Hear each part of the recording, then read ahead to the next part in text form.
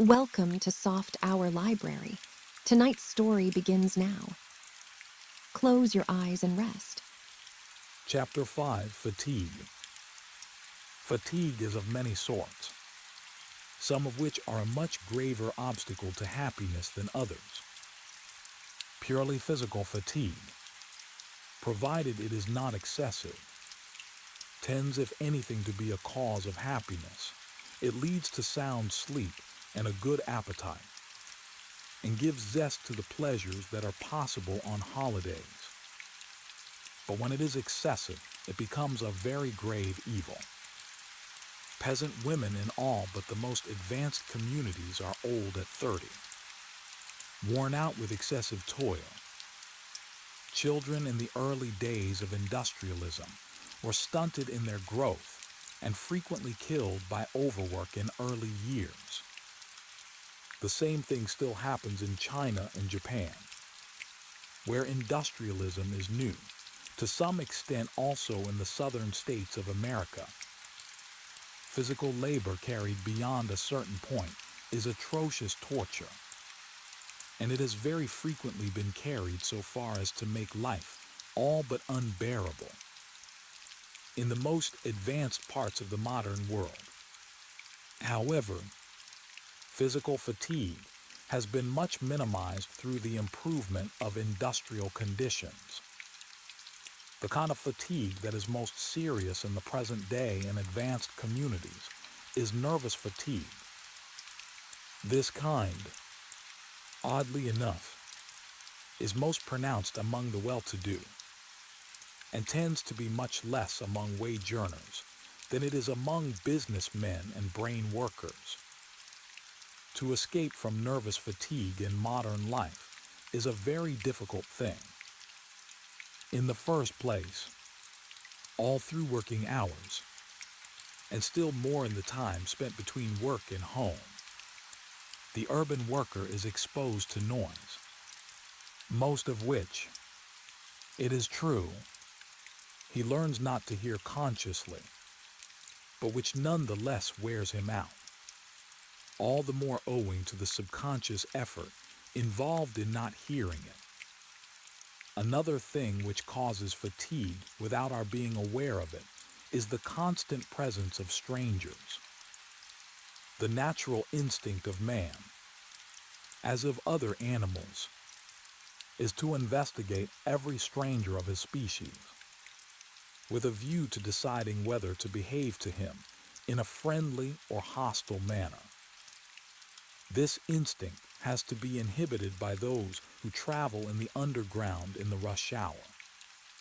And the result of inhibiting it is that they feel a general diffused rage against all the strangers with whom they are brought into this involuntary contact. Then there is the hurry to catch the morning train, with the resulting dyspepsia.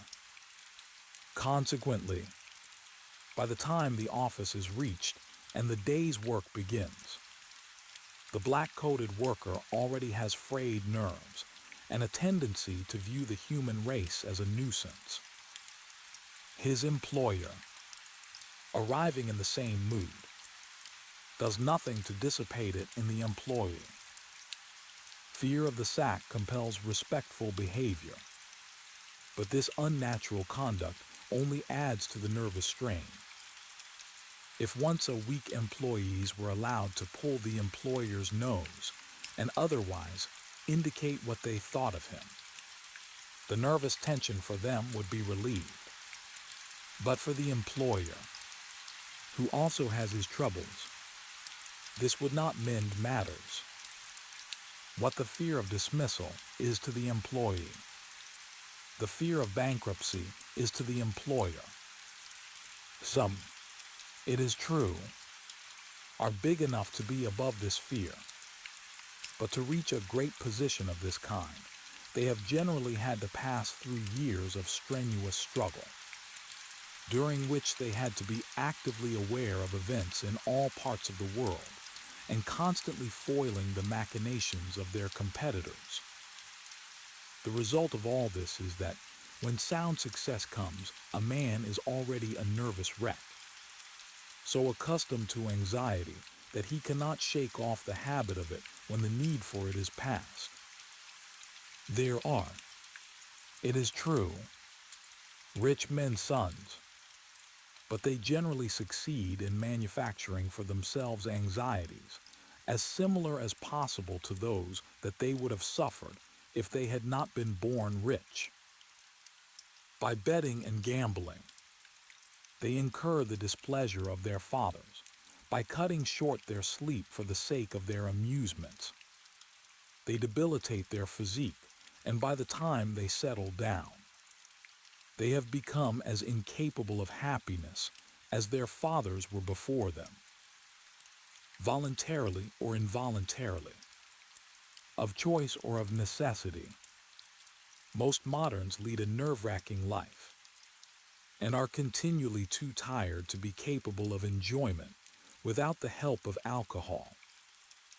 Leaving on one side those rich men who are merely fools, let us consider the commoner case of those whose fatigue is associated with strenuous work for a living.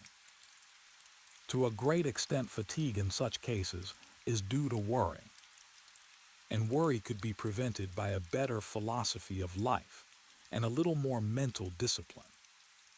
Most men and women are very deficient in control over their thoughts.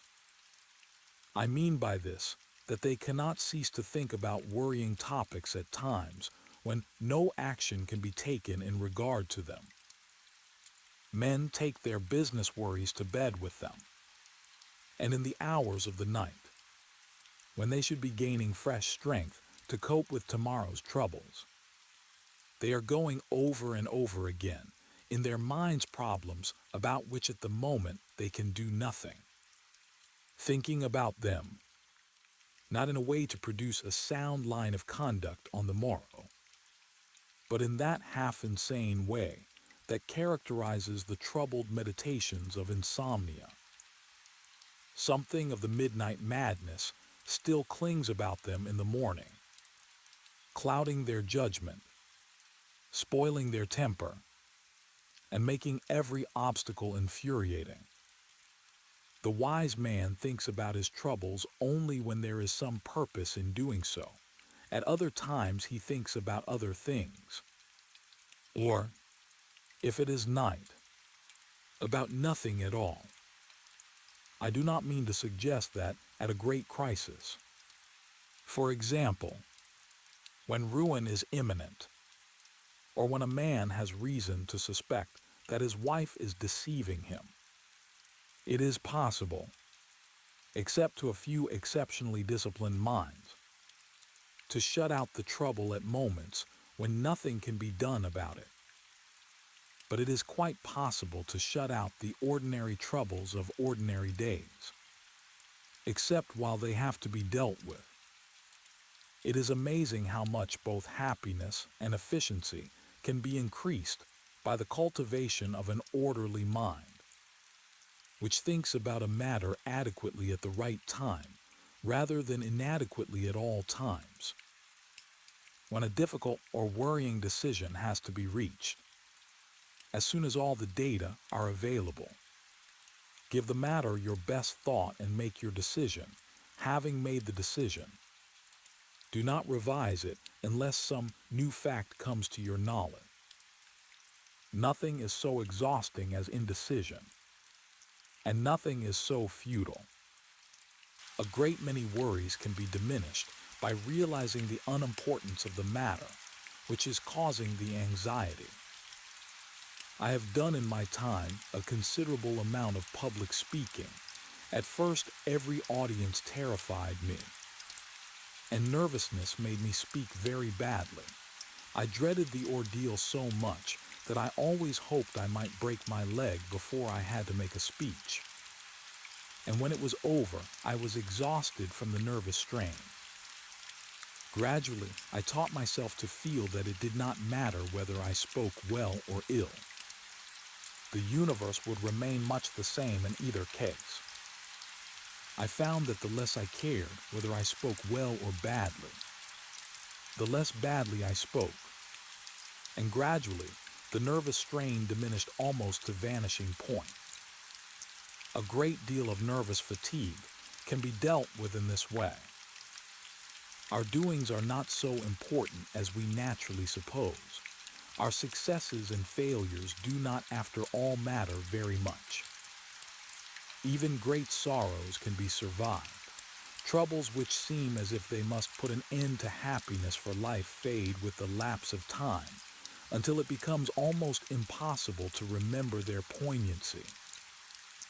But over and above these self-centered considerations is the fact that one's ego is no very large part of the world. The man who can center his thoughts and hopes upon something transcending self can find a certain peace in the ordinary troubles of life, which is impossible to the pure egoist. What might be called hygiene of the nerves has been much too little studied. Industrial psychology, it is true, has made elaborate investigations into fatigue, and has proved by careful statistics that if you go on doing something for a sufficiently long time, you will ultimately get rather tired, a result which might have been guessed without so much parade of science. The study of fatigue by psychologists is mainly concerned with muscular fatigue, although there are also a certain number of studies of fatigue in school children. None of these, however, touch upon the important problem. The important kind of fatigue is always emotional in modern life, purely intellectual fatigue. Like purely muscular fatigue, produces its own remedy in sleep. Any person who has a great deal of intellectual work, devoid of emotion, to do say, for example, elaborate computations, will sleep off at the end of each day the fatigue that that day has brought. The harm that is attributed to overwork is hardly ever due to that cause, but to some kind of worry or anxiety. The trouble with emotional fatigue is that it interferes with rest. The more tired a man becomes, the more impossible he finds it to stop. One of the symptoms of approaching nervous breakdown is the belief that one's work is terribly important, and that to take a holiday would bring all kinds of disaster. If I were a medical man, I should prescribe a holiday to any patient who considered his work important. The nervous breakdown which appears to be produced by the work is, in fact, in every case that I have known of personally, produced by some emotional trouble from which the patient attempts to escape by means of his work. He is loath to give up his work because, if he does so, he will no longer have anything to distract him from the thoughts of his misfortune, whatever it may be. Of course, the trouble may be fear of bankruptcy, and in that case, his work is directly connected with his worry. But even then, worry is likely to lead him to work so long that his judgment becomes clouded, and bankruptcy comes sooner than if he worked less. In every case, it is the emotional trouble, not the work, that causes the breakdown. The psychology of worry is by no means simple. I have spoken already of mental discipline, namely the habit of thinking of things at the right time. This has its importance. First, because it makes it possible to get through the day's work with less expenditure of thought. Secondly, because it affords a cure for insomnia. And thirdly, because it promotes efficiency and wisdom in decisions. But methods of this kind do not touch the subconscious or the unconscious. And when a trouble is grave, no method is of much avail unless it penetrates below the level of consciousness. There has been a great deal of study by psychologists of the operation of the unconscious upon the conscious, but much less of the operation of the conscious upon the unconscious. Yet the latter is of vast importance in the subject of mental hygiene, and must be understood if rational convictions are ever to operate in the realm of the unconscious. This applies in particular in the matter of worry. It is easy, though, to tell oneself that such a misfortune would not be so very terrible if it happened. But so long as this remains merely a conscious conviction, it will not operate in the watches of the night, or prevent the occurrence of nightmares. My own belief is that a conscious thought can be planted into the unconscious if a sufficient amount of vigor and intensity is put into it. Most of the unconscious consists of what were once highly emotional conscious thoughts, which have now become buried. It is possible to do this process of burying deliberately, and in this way, the unconscious can be led to do a lot of useful work.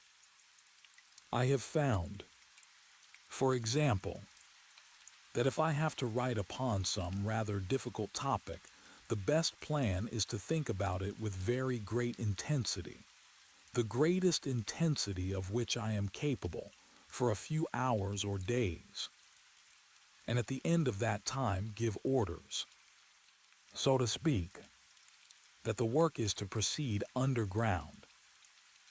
After some months, I return consciously to the topic and find that the work has been done. Before I had discovered this technique, I used to spend the intervening months worrying because I was making no progress. I arrived at the solution none the sooner for this worry, and the intervening months were wasted, whereas now I can devote them to other pursuits. A process in many ways analogous can be adopted with regard to anxieties. When some misfortune threatens, consider seriously and deliberately what is the very worst that could possibly happen. Having looked this possible misfortune in the face, give yourself sound reasons for thinking that after all it would be no such very terrible disaster. Such reason always exists, since at the worst nothing that happens to oneself has any cosmic importance. When you have looked for some time steadily at the worst possibility and have said to yourself with real conviction, well, after all, that would not matter so very much, you will find that your worry diminishes to a quite extraordinary extent. It may be necessary to repeat the process a few times, but in the end, if you have shirked nothing in facing the worst possible issue, you will find that your worry disappears altogether and is replaced by a kind of exhilaration. This is part of a more general technique for the avoidance of fear. Worry is a form of fear, and all forms of fear produce fatigue. A man who has learnt not to feel fear will find the fatigue of daily life enormously diminished. Now fear, in its most harmful form, arises where there is some danger which we are unwilling to face. At odd moments horrible thoughts dart into our minds. What they are depends upon the person. But almost everybody had some kind of lurking fear. With one man it is cancer, with another financial ruin, with a third the discovery of some disgraceful secret. A fourth is tormented by jealous suspicion. A fifth is haunted at night by the thought that perhaps the tales of hellfire told him when he was young may be true. Probably all these people employ the wrong technique for dealing with their fear whenever it comes into their mind. They try to think of something else. They distract their thoughts with amusement or work, or what not. Now every kind of fears grows worse by not being looked at. The effort of turning away one's thoughts is a tribute to the horribleness of the specter from which one is averting one's gaze. The proper course with every kind of fear is to think about it rationally and calmly, but with great concentration, until it has become completely familiar. In the end, familiarity will blunt its terrors, the whole subject will become boring, and our thoughts will turn away from it, not, as formerly, by an effort of will, but through mere lack of interest in the topic. When you find yourself inclined to brood on anything, no matter what, the best plan always is to think about it even more than you naturally would, until at last its morbid fascination is worn off. One of the matters in which modern morality is most effective is this question of fear. It is true that physical courage, especially in war, is expected of men, but other forms of courage are not expected of them, and no form of courage is expected of women. A woman who is courageous has to conceal the fact if she wishes men to like her. The man who is courageous in any matter, except physical danger, is also thought ill of. Indifference to public opinion, for example, is regarded as a challenge, and the public does what it can to punish the man who dares to flout its authority. All this is quite opposite to what it should be. Every form of courage, whether in men or women, should be admired as much as physical courage is admired in a soldier. The commonness of physical courage among young men is a proof that courage can be produced in response to a public opinion that demands it. Given more courage, there would be less worry, and therefore less fatigue, for a very large proportion of the nervous fatigues from which men and women suffer at present are due to fear, conscious or unconscious. A very frequent source of fatigue is love of excitement. If a man could spend his leisure in sleep, he would keep fit, but his working hours are dreary, and he feels the need of pleasure during his hours of freedom. The trouble is that the pleasures which are easiest to obtain and most superficially attractive are mostly of a sort to wear out the nerves. Desire for excitement, when it goes beyond a point, is a sign either of a twisted disposition or of some instinctive dissatisfaction. In the early days of a happy marriage, most men feel no need of excitement. But in the modern world, marriage often has to be postponed for such a long time that, when at last it becomes financially possible, excitement has become a habit which can only be kept at bay for a short time. If public opinion allowed men to marry at 21, without incurring the financial burdens at present involved in matrimony, many men would never get into the way of demanding pleasures as fatiguing as their work.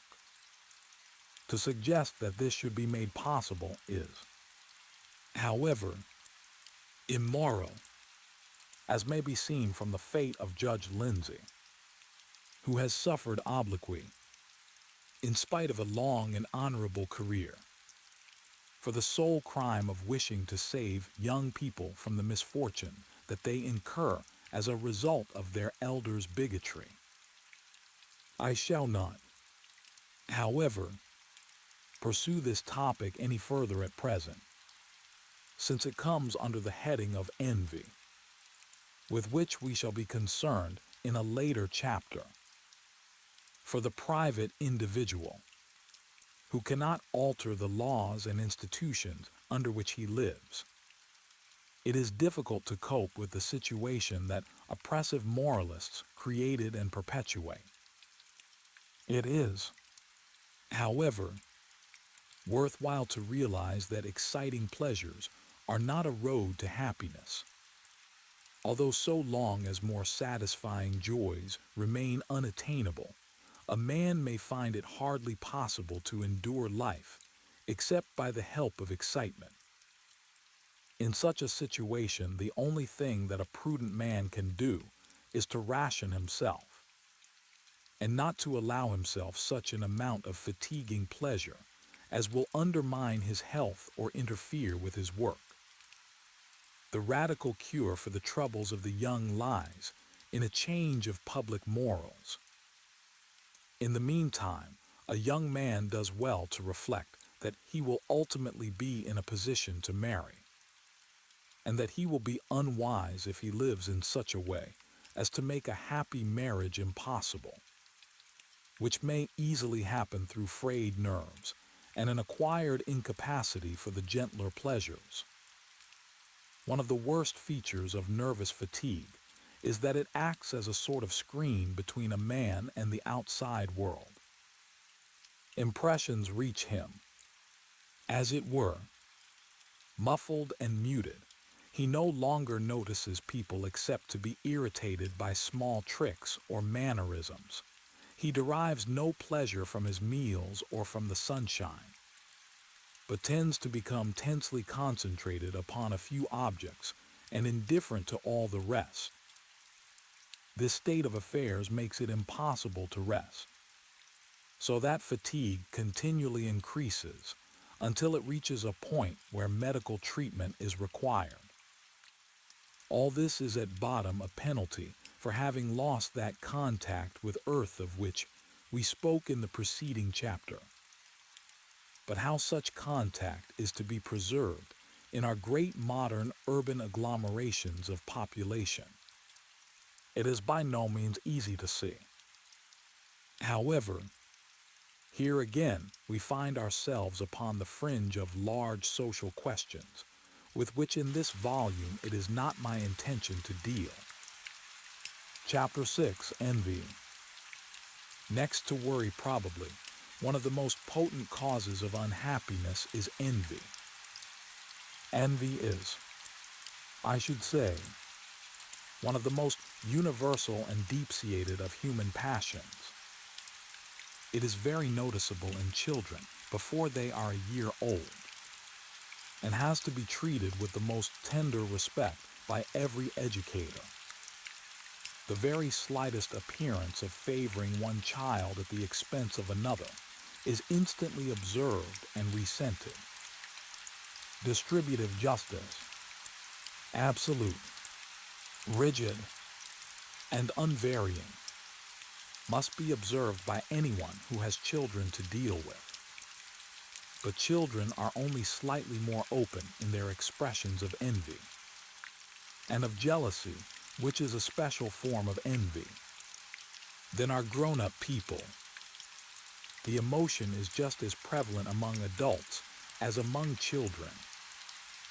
Take, for example, maidservants. I remember when one of our maids, who was a married woman, became pregnant, and we said that she was not to be expected to lift heavy weights. The instant result was that none of the others would lift heavy weights, and any work of that sort that needed doing, we had to do ourselves. Envy is the basis of democracy. Heraclitus asserts that the citizens of Ephesus ought all to be hanged, because they said, "There shall be none first among us." The democratic movement in Greek states must have been almost wholly inspired by this passion. And the same is true of modern democracy. There is, it is true, an idealistic theory according to which democracy is the best form of government. I think myself that this theory is true. But there is no department of practical politics where idealistic theories are strong enough to cause great changes. When great changes occur, the theories which justify them are always a camouflage for passion. And the passion that has given driving force to democratic theories is undoubtedly the passion of envy. Read the memoirs of Madame Roland, who is frequently represented as a noble woman, inspired by devotion to the people. You will find that what made her such a vehement democrat was the experience of being shown into the servants' hall when she had occasion to visit an aristocratic chateau. Among average, respectable women, envy plays an extraordinarily large part. If you are sitting in the underground and a well-dressed woman happens to walk along the car, watch the eyes of the other women. You will see that every one of them, with the possible exception of those who are better dressed, will watch the woman with malevolent glances and will be struggling to draw inferences derogatory to her. The love of scandal is an expression of this general malevolence. Any story against another woman is instantly believed, even on the flimsiest evidence. A lofty morality serves the same purpose. Those who have a chance to sin against it are envied, and it is considered virtuous to punish them for their sin. This particular form of virtue is certainly its own reward. Exactly the same thing, however, is to be observed among men, except that women regard all other women as their competitors, whereas men as a rule only have this feeling towards other men in the same profession. Have you, reader, ever been so imprudent as to praise an artist to another artist? Have you ever praised a politician to another politician of the same party? Have you ever praised an Egyptologist to another Egyptologist? If you have, it is 100 to 1 that you will have produced an explosion of jealousy. In the correspondence of Leibniz and Huygens, there are a number of letters lamenting the supposed fact that Newton had become insane. Is it not sad? They write to each other that the incomparable genius of Mr. Newton should have become overclouded by the loss of reason, and these two eminent men, in one letter after another, wept crocodile tears with obvious relish. As a matter of fact, the event which they were hypocritically lamenting had not taken place, though a few examples of eccentric behavior had given rise to the rumor. Of all the characteristics of ordinary human nature, envy is the most unfortunate. Not only does the envious person wish to inflict misfortune, and do so whenever he can with impunity, but he is also himself rendered unhappy by envy. Instead of deriving pleasure from what he has, he derives pain from what others have. If he can, he deprives others of their advantages, which to him is as desirable as it would be to secure the same advantages himself. If this passion is allowed to run riot, it becomes fatal to all excellence, and even to the most useful exercise of exceptional skill. Why should a medical man go to see his patients in a car when the laborer has to walk to his work? Why should the scientific investigator be allowed to spend his time in a warm room when others have to face the inclemency of the elements? Why should a man who possesses some rare talent of great importance to the world be saved from the drudgery of his own housework? To such questions, envy finds no answer. Fortunately, however, there is in human nature a compensating passion, namely that of admiration. Whoever wishes to increase human happiness must wish to increase admiration and to diminish envy. What cure is there for envy? For the saint there is the cure of selflessness. Though even in the case of saints, envy of other saints is by no means impossible. I doubt whether St. Simeon Stylites would have been wholly pleased if he had learnt of some other saint who had stood even longer on an even narrower pillar. But, leaving saints out of account, the only cure for envy in the case of ordinary men and women is happiness.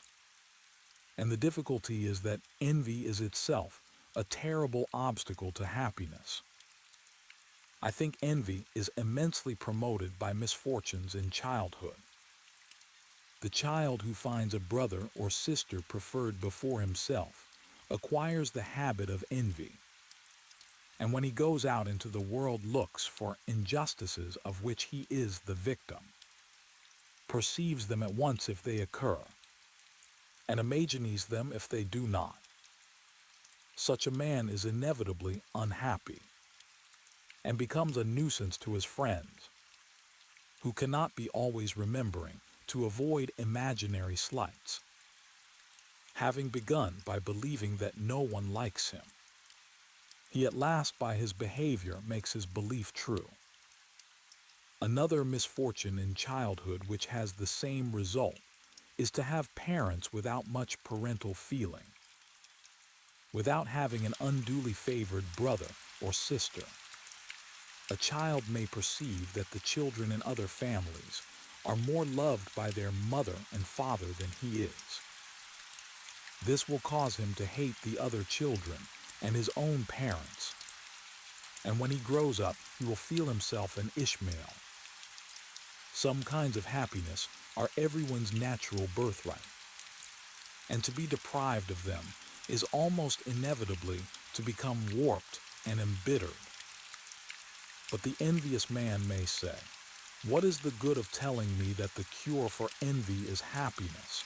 I cannot find happiness while I continue to feel envy. And you tell me that I cannot cease to be envious until I find happiness." But real life is never so logical as this. Merely to realize the causes of one's own envious feelings is to take a long step towards curing them. The habit of thinking in terms of comparisons is a fatal one. When anything pleasant occurs, it should be enjoyed to the fun, without stopping to think that it is not so pleasant as something else that may possibly be happening to someone else. "Yes," says the envious man, "this is a sunny day, and it is springtime, and the birds are singing, and the flowers are in bloom. But I understand that the springtime in Sicily is 1,000 times more beautiful, that the birds sing more exquisitely in the groves of Helicon, and that the rose of Sharon is more lovely than any in my garden." And as he thinks these thoughts, the sun is dimmed, and the bird's song becomes a meaningless twitter, and the flowers seem not worth a moment's regard. All the other joys of life he treats in the same way. Yes, he will say to himself, "The lady of my heart is lovely. I love her and she loves me. But how much more exquisite must have been the Queen of Sheba? Ah, if I had but had Solomon's opportunities." All such comparisons are pointless and foolish, whether the Queen of Sheba or our next-door neighbor be the cause of discontent. Either is equally futile. With the wise man, what he has does not cease to be enjoyable because someone else has something else. Envy, in fact, is one form of a vice, partly moral, partly intellectual, which consists in seeing things never in themselves, but only in their relations. I am earning, let us say, a salary sufficient for my needs. I should be content, but I hear that someone else whom I believe to be in no way my superior is earning a salary twice as great as mine. Instantly, if I am of an envious disposition, the satisfactions to be derived from what I have grow dim, and I begin to be eaten up with a sense of injustice. For all this, the proper cure is mental discipline, the habit of not thinking profitless thoughts. After all, what is more enviable than happiness?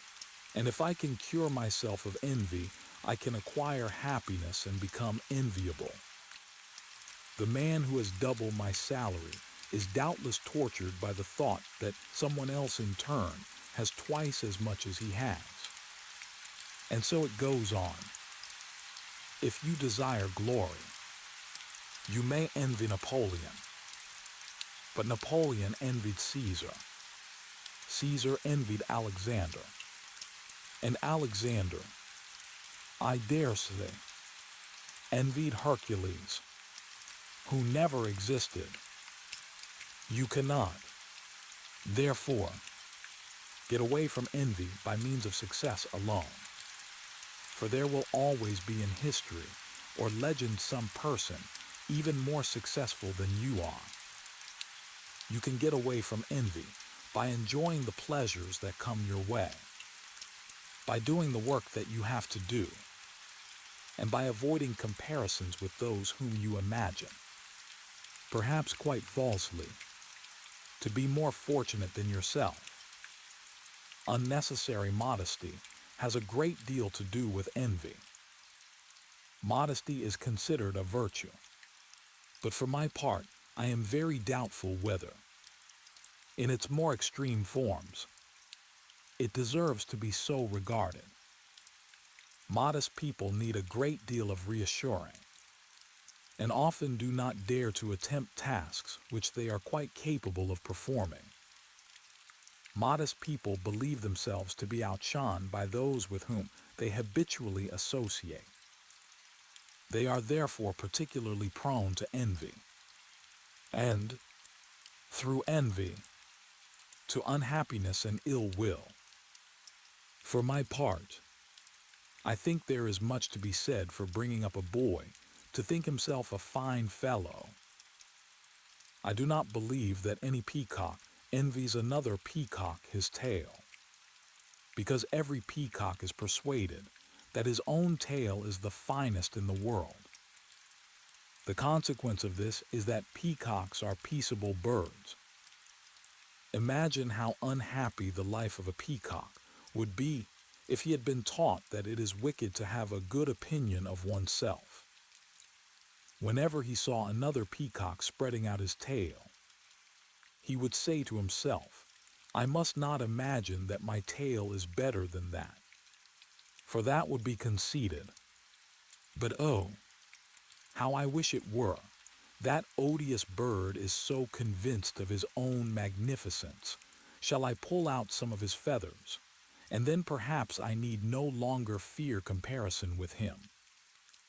Or perhaps he would lay a trap for him, and prove that he was a wicked peacock who had been guilty of unpeacockly behavior, and he would denounce him to the assembly of the leaders.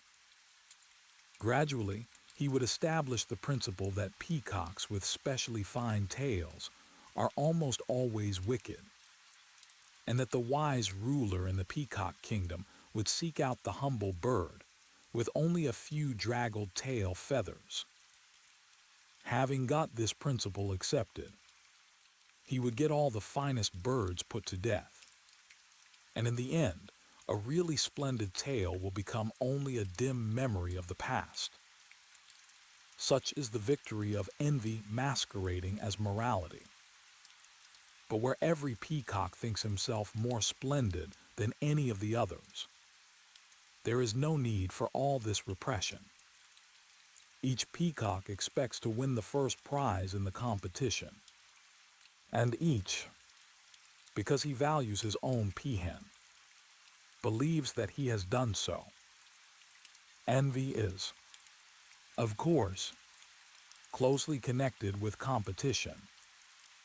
We do not envy a good fortune, which we conceive as quite hopelessly out of our reach. In an age when the social hierarchy is fixed, The lowest classes do not envy the upper classes so long as the division between rich and poor is thought to be ordained by God. Beggars do not envy millionaires, though of course they will envy other beggars who are more successful. The instability of social status in the modern world and the equalitarian doctrine of democracy and socialism have greatly extended the range of envy. For the moment, this is an evil, but it is an evil which must be endured in order to arrive at a more just social system. As soon as inequalities are thought about rationally, they are seen to be unjust unless they rest upon some superiority of merit. And as soon as they are seen to be unjust, there is no remedy for the resulting envy except the removal of the injustice. Our age is therefore one in which envy plays a peculiarly large part. The poor envy the rich. The poorer nations envy the richer nations. Women envy men. Virtuous women envy those who, though not virtuous, remain unpunished. While it is true that envy is the chief motive force leading to justice, as between different classes, different nations, and different sexes, it is at the same time true that the kind of justice to be expected as a result of envy is likely to be the worst possible kind, namely that which consists rather in diminishing the pleasures of the fortunate than in increasing those of the unfortunate. Passions which work havoc in private life work havoc in public life also. It is not to be supposed that out of something as evil as envy good results will flow. Those, therefore, who from idealistic reasons desire profound changes in our social system and a great increase of social justice, must hope that other forces than envy will be instrumental in bringing the changes about. All bad things are interconnected, and any one of them is liable to be the cause of any other. More particularly, fatigue is a very frequent cause of envy. When a man feels inadequate to the work he has to do, he feels a general discontent, which is exceedingly liable to take the form of envy towards those whose work is less exacting. One of the ways of diminishing envy, therefore, is to diminish fatigue. But by far the most important thing is to secure a life which is satisfying to instinct. Much envy that seems purely professional really has a sexual source. A man who is happy in his marriage and his children is not likely to feel much envy of other men because of their greater wealth or success, so long as he has enough to bring up his children in what he feels to be the right way. The essentials of human happiness are simple, so simple that sophisticated people cannot bring themselves to admit what it is they really lack. The women we spoke of earlier who look with envy on every well-dressed woman are, one may be sure, not happy in their instinctive life. Instinctive happiness is rare in the English-speaking world, especially among women. Civilization in this respect appears to have gone astray.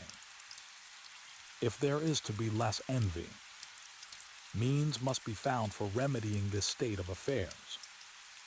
And if no such means are found, our civilization is in danger of going down to destruction in an orgy of hatred. In old days, people only envied their neighbors because they knew little about anyone else. Now, through education and the press, they know much in an abstract way about large classes of mankind, of whom no single individual is among their acquaintance. Through the movies, they think they know how the rich live. Through the newspapers, they know much of the wickedness of foreign nations. Through propaganda, they know of the nefarious practices of all whose skin has a pigmentation different from their own. Yellows hate whites, whites hate blacks, and so on. All this hatred, you may say, is stirred up by propaganda, but this is a somewhat shallow explanation. Why is propaganda so much more successful when it stirs up hatred than when it tries to stir up friendly feeling? The reason is clearly that the human heart, as modern civilization has made, it is more prone to hatred than to friendship. And it is prone to hatred because it is dissatisfied, because it feels deeply, perhaps even unconsciously, that it has somehow missed the meaning of life, that perhaps others, but not we ourselves, have secured the good things which nature offers man's enjoyment. The positive sum of pleasures in a modern man's life is undoubtedly greater than was to be found in more primitive communities. But the consciousness of what might be has increased even more. Whenever you happen to take your children to the zoo, you may observe in the eyes of the apes, when they are not performing gymnastic feats or cracking nuts, a strange sadness. One can almost imagine that they feel they ought to become men, but cannot discover the secret of how to do it. On the road of evolution, they have lost their way. Their cousins marched on, and they were left behind. Something of the same strain and anguish seems to have entered the soul of civilized man. He knows there is something better than himself, almost within his grasp. Yet he does not know where to seek it or how to find it. In despair, he rages against his fellow man, who is equally lost and equally unhappy. We have reached a stage in evolution which is not the final stage. We must pass through it quickly, for if we do not, most of us will perish by the way, and the others will be lost in a forest of doubt and fear. Envy, therefore, evil as it is, and terrible as are its effects, is not wholly of the devil. It is in part the expression of an heroic pain, the pain of those who walk through the night blindly, perhaps to a better resting place, perhaps only to death and destruction. To find the right road out of this despair, civilized man must enlarge his heart as he has enlarged his mind. He must learn to transcend self, and in so doing to acquire the freedom of the universe.